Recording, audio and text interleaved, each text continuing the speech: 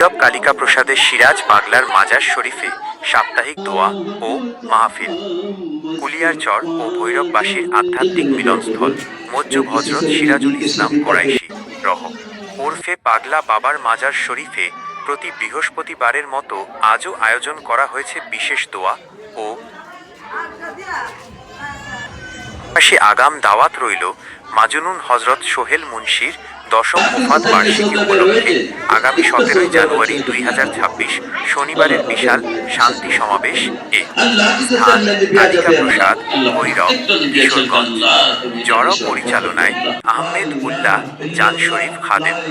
জাতি ধর্ম বর্ণ নির্বিশেষে এই রহমতের মাহফিলে ও শান্তি সমাবেশে আপনারা সবাই আমন্ত্রিত।